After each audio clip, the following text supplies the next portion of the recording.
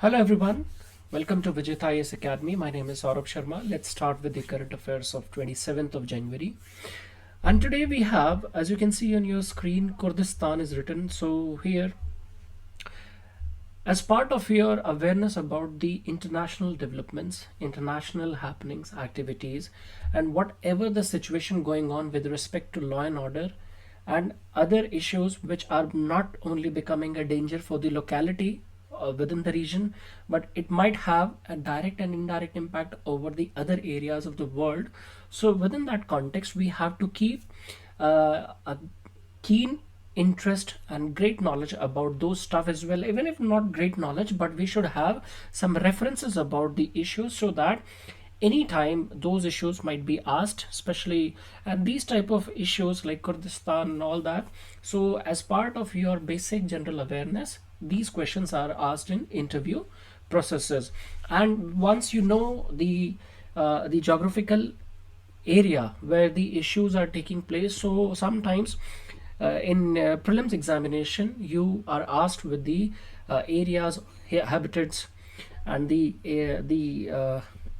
places where the issues are in news, the international boundaries, any international water boundaries related to the country and whatsoever. So we within that context we have to look into this topic. What is this Kurdistan issue? So as you can see that on the screen, that this is your Kurdistan region. The dark coffee shade color, this entire part is your Kurdistan region, where the Kurds, Kurds, Kurds people, who are ethnically tribal people living in this region, and that region is comprising of Turkey, that is southern and eastern and southeastern Turkey, then the northwestern Iran, as you can say this part, then the northeastern Iraq or northern Iraq, as you can see, and here within the Syrian territory, the northeastern Syria and the uppermost northwestern part of Syria. Also, as you can see that some shadings are also going towards the Armenia and countries like Georgia, with some limited Kurdish ethnic people are also staying in those regions. So hope this is the geographical location. You have this clearance, and these people are also having the access to Mediterranean region, and this is Croatia. So here we have this issue, and you are absolutely in knowledge of that. The issue of international state of Islamic of Iraq, Islamic State of Iraq and Syria, it is basically an issue for the past 8 to 10 years, though it came in limelight in 2015 and 16 majorly. And here the Iraq and Syria, they are under the influence of ISIS as the extremist terrorist organization working in those regions to establish the direct rule of caliphate system in the countries of Syria and Iraq. And also there are local terrorist organizations like Daesh working within this region. And now the situation is so complex that Turkey and Kurds people are in the resistance confrontation, and Kurdish people have the backing from the Russian-led backing to the Syrian government, and again the American backing in some regions. So the complexity of the situation is such severe, so we have to understand that what is the basic understanding of this issue of Kurdistani people. So let's start with the topic, that who are these Kurds. So friends, the Kurds are the world's largest stateless ethnic group. World's largest stateless ethnic group. Let's just keep on writing here.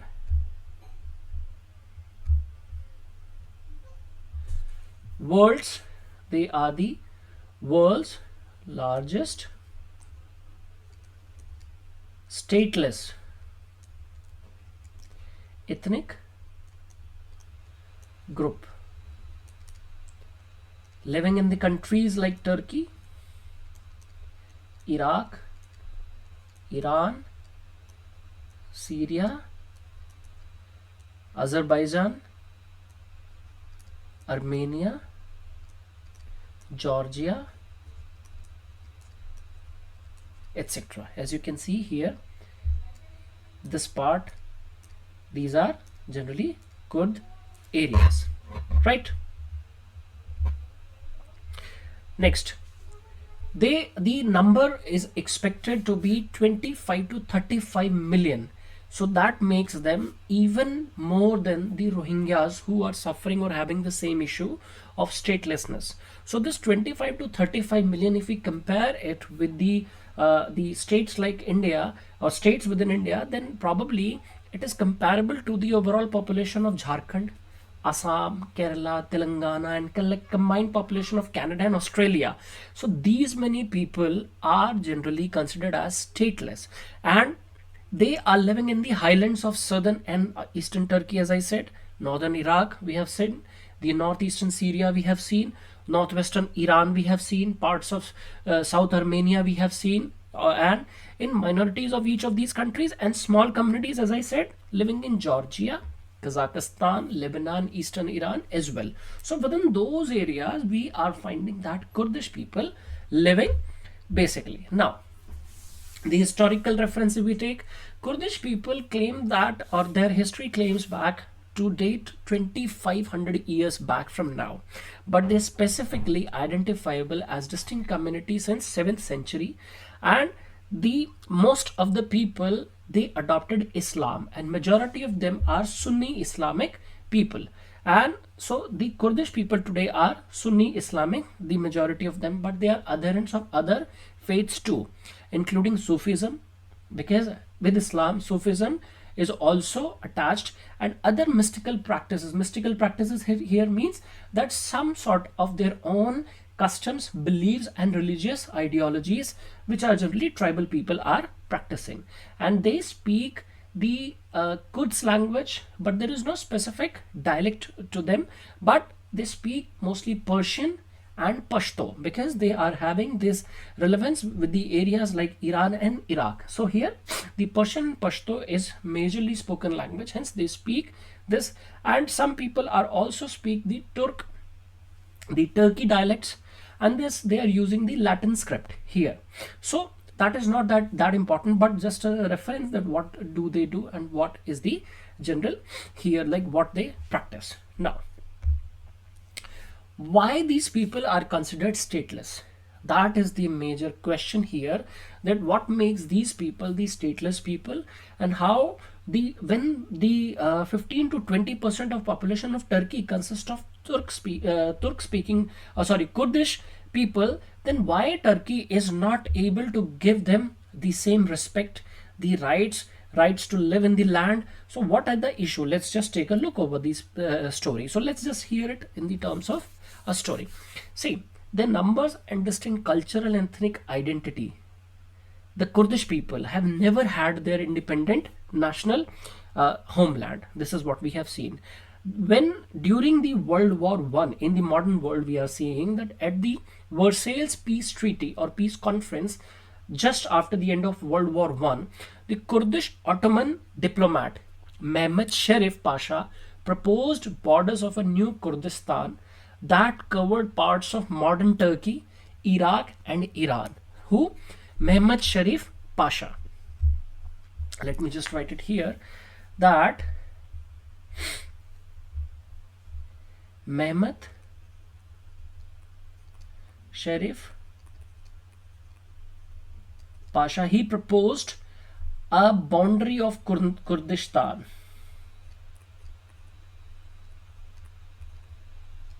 in modern Turkey, Iran, and Iraq, when at Treaty of Versailles. Versailles is in France, right? So it is, we are talking about 1917, 18, during that time, just when the World War I was ending. So during that course of discussion, this development was happening. Now, the Treaty of Sevres, that is in 1920, was there, which actually partitioned the old Ottoman Empire, what the modern Turkey used to be called as the area of Ottoman, OTTOMON. This MAN, this old Ottoman Empire was generally partitioned after Treaty of Sevres in 1920. So in 1920, in Treaty of Sevres, that partitioned old Ottoman Empire, that defined also the distinctive boundaries for Kurch. It defined that which treaty, that Treaty of Sevres, SE. Sevres defined their distinctive boundary for the Kurdish people. So far, so good, right? Now, the defined boundary for these Kurdish people was entirely going to lie in the Turkey, modern day Turkey. But what happens is Turkey did not like the idea, and Turkey, without accepting this thing, they got the renegotiations done with the Allied powers, because Allied powers actually won in the First World War. So Turkey successfully negotiated in 1923 in the form of Treaty of Lausanne. So what happened in 1923? That is Treaty of Lausanne. What Turkey did? Turkey actually renegotiated with Allied powers, and they got the Kurdish boundaries that was set when in the Treaty of Sevres halted, and never promised any land to these people as Kurdistan. That could have become the Kurdistan land. That is the entire thing, an entire issue within this context, right? So what happened? The Treaty of Lausanne overtook the Treaty of Sevres and ended the idea of getting a self-governing Kurdistan. So till 1923, those promises that were actually promised by the Mehmed Sharif Pasha, who proposed this new border of Kurdistan within the present-day Turkey, that got halted, and hence this Kurdistan could never come into existence, and that remained the strong bone of contention between the Turkey and these people belonging to this Kurd ethnicity, right? So over the decades, like since 1923 to present, almost in 100 years, the 70 to 80 years have been so fatal that by the year 1990s, almost more than 40,000 civilians have lost their lives. More than 40,000 civilians have lost their lives. That means every year we are seeing, or every decade we are seeing, thousands of people losing their life within this battle of these getting the rights done, getting the states done, getting the right sanctioned and exercised within the boundaries of the set patterns. Now, the Kurds made repeated attempts at establishing a de facto Kurdistan with defined national boundaries, and in process attracted high sort of resistance from the Turkish government in the form of army actions, in the form of international sanctions and whatsoever. They even banned the Kurdish languages, Kurdish names, songs and dresses within the premises of the Turkish law and order authorities. And the eastern Turkey, my friends, if you see the geographical proximity, is mostly plateaus and mountains, and that is not a cultivable land.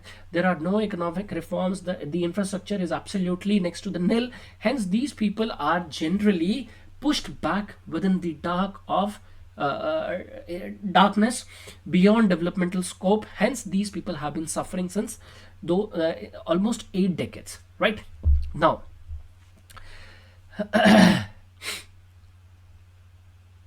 in or during the time of Saddam Hussein, right, these people were even attacked with chemical weapons. look at the level of atrocities these people have been following. So once the all these things are projected to us, like Kurdish people are fighting and Kurdish people have died, so these things are, and when we see that army has killed, let's say Turkish army has shot down 5 Kurdish, we would be able to believe, or it would be there in the brain, that these people might have been rebellions or terrorists. They were trying to disrupt the law and order situation in Turkey, and hence the military of Turkey generally, or base, because of this issue, they shot them down. This entire idea probably you will be able to form in your brain. But if you see the reality, the level of atrocities that actually comes after the understanding of the issue, you will be able to find that these people have been backbashed.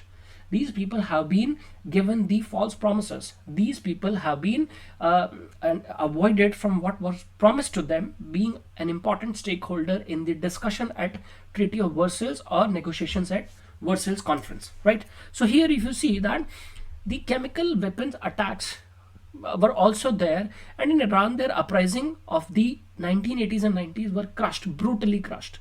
So wherever these people tried to demand for the separate statehood, national statehood, all the demands were brutally crushed with the use of forces and weaponaries, right?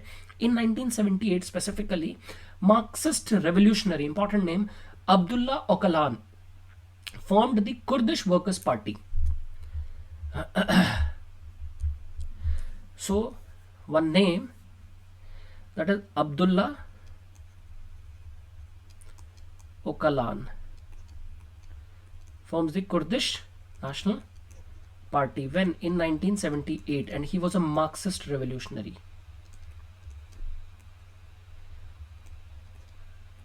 And when oppressed people are taking their actions or drawing their action sanctity from the ideologies like Marxist, so you can see that how far these people can go, because Marx has mostly talked about the revolutions means fight for your rights because you have nothing to lose but your chains. This is what Marx's basic idea of revolution was.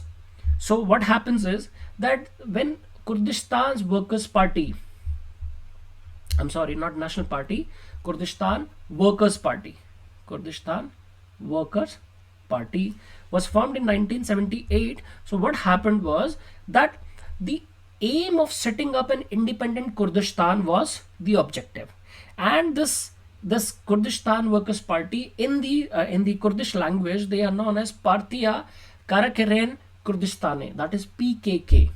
So in the language of Kurdistan, this KWP is known as PKK, that is Partiya Karkaristan Kurdiye, right? So this PKK, they fought guerrilla wars like Marathas in India.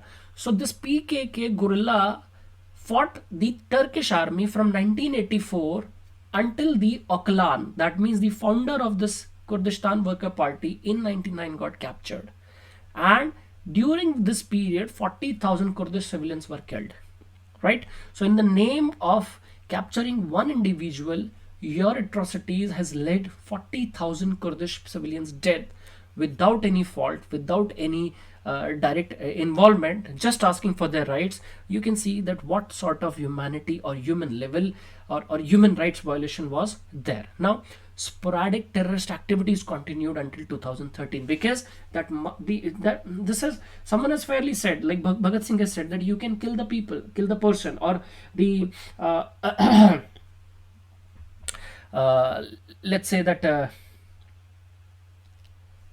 many revolutionaries, they have said that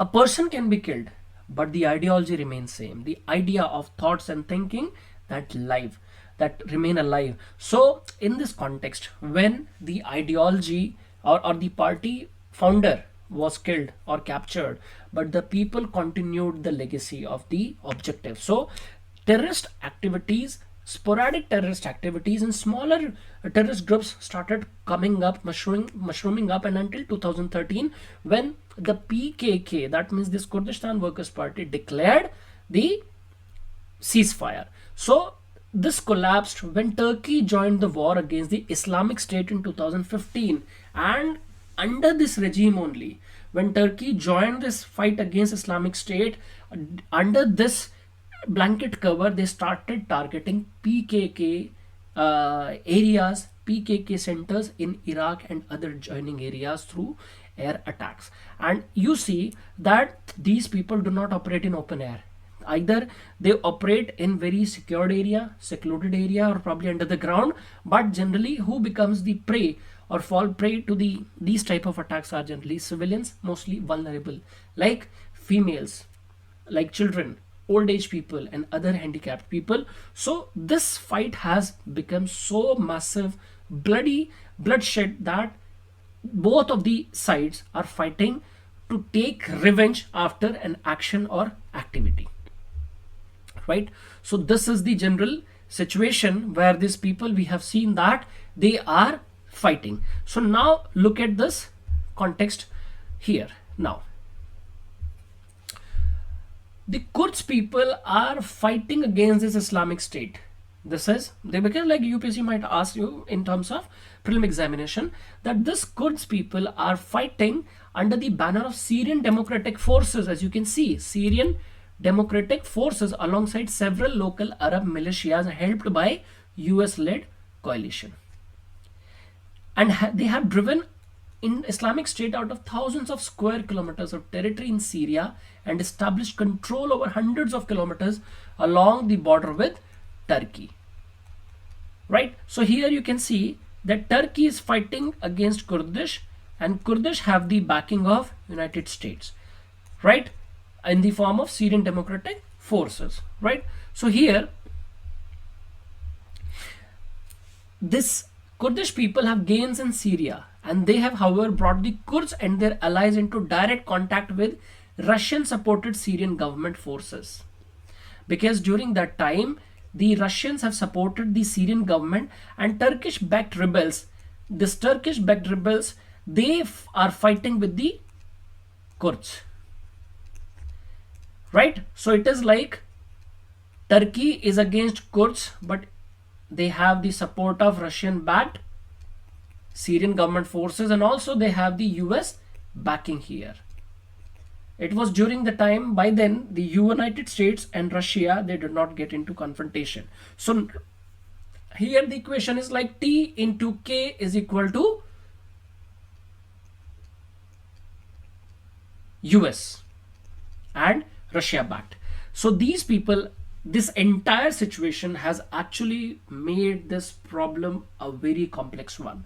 So this is the basic idea and understanding. Now the ball by ball commentary is not at all required in this context, that when what would happen, then what did happen, and why the situation is like that, and who are the parties and names and all that stuff. So this is basically Kurds are fighting to get a statehood, to get recognition, what they were promised during the World War I Versailles Conference. But now Turkey is reluctant, since the Treaty of Lausanne actually overtook the Treaty of Sèvres that promised by the Mustafa Mehmed Sharif Pasha the distinctive boundary of Kurdistan within the modern state of Turkey. And that severe Treaty of Sèvres actually was to amend the boundaries of old Ottoman Empire.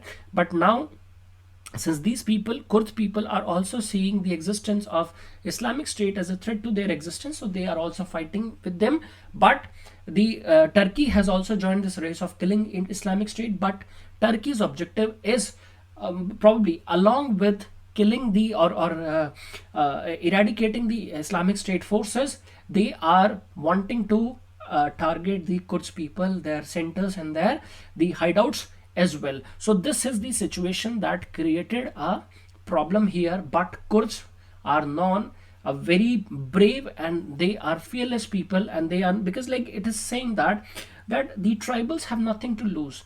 They have this jal, jungle and zameen. If we talk this in context of India, that these people, that why government of India is still struggling with the Red Corridor movement, the Naxalite movement within the central India, where almost, according to Home Ministry, now the red corridor zone is restricted to 100 to 102 districts within the area, in the cities, in the states of Andhra Pradesh, Jharkhand, Chhattisgarh, Maharashtra, Madhya Pradesh, Odisha, and in some regions of Bihar as well. So this is what we say in India, that the red corridor movement is extending from the point of Pashupati Nath to Tirupati Balaji. So that entire stretch corridor, Pashupati Nath temple is in Nepal. So from Nepal, the Maoist and this Naxalite movements is from there to the south. This lateral line, this straight line is coming up, and like 102 almost districts are generally in the coverage of this area, according to the data I'm talking about,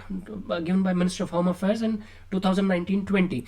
So within this area, why Government of India is still struggling? Because it is said that tribals are fighting for their existence, for their identity. They are not fighting for any modernity or development. They have only three things to fight for, that is jal, water, jungle, as you understand, and zameen, that is land. And these three people, because they worship nature, they do not worship anything, they are animist. So when they are worshipping nature, this is their factor of identity. This is where they have lived for the thousands of years, and this is what they generally depend upon for their livelihood. And when external forces, when due to any confusions, but they are denied rights, in the name of development, they are generally eradicated from their native places. So what will give them the anger? And when you are only talking to them with the guns, shots and everything, whereas you don't understand their basic problems, you do not understand their customs and way of life, then definitely the problem will not be sorted out. Rather, the problem will be becoming more complex. And here, when the third parties and external parties are taking an involvement, for example, in the Kurdish thing, the Turkey is finding another objective, Islamic State is finding another object, Russia is finding another objective, and United States has having the different intention. So rather solving the problem, forget about the statehood asked by the Kurds people. The complexity of the situation is that only those have access to the power, because everyone, whenever they are in the state of confrontation, some groups have the access to power, some do not have. So those who have access to power, they will remain escaped, they will remain alive, but those who are vulnerable, they will lose their life. And here the data suggests that these many civilians have been killed. Who were they were not actually fighting with the guns in their hands. They all were women, children, old age people, and other vulnerable sections. So the problem is that when you do not talk to them, when you are generally trying to exercise your authority over them, that I'm talking about from the perspective of Turkey, then, and you are betraying them what have been granted to them, then problem will not going to solve. And Turkey has not been able to bring any development to the region, and nor they have been able to root out this issue. If they understand, if they believe that this is an issue in the Turkey regional boundaries, so they have not been able to sort it out because of political dedication and also the strength Kurdish people have been showing. Like in India, the strength tribals have been showing, it is not being ruled out and eradicated since its beginning during the late 1960s, when it was started by Charu Majumdar and Kanu Sanyal, in the Naxalbari village of West Bengal. So the problem is only that the only solution here is that you can just ask them to transform.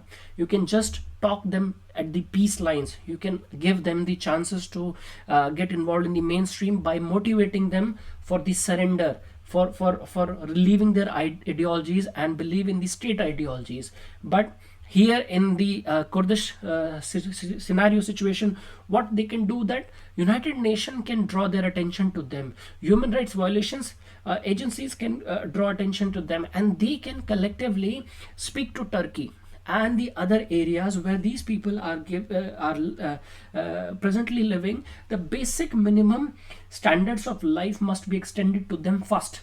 Their basic criteria of insurance of their existence must be given. The basic protection should be granted to them. Then only the problem to leave their fighting ideologies, and then only some negotiations can be made out there. So according to the humanitarian grounds and humanitarian actions, we have to take this incidents, then only this issue can be covered up. Otherwise, we are seeing for the past 10 years this problem of ISIS, the Kurdish problem for the past 100 years has been continuing. And is it good for humanity or not? That is the most important question to ask. to us, to ourselves at the moment, nothing else. So that was all about the Kurdish issues, involvement of Turkey, and the demands of Kurdish people, whether it is rational, sanctified or not. Then you can only make your opinion that do you believe that Kurdish people, whatever they are fighting for, is it right, or they are asking the wrong thing to the nations. So that's all about the Kurdish movement. Thank you.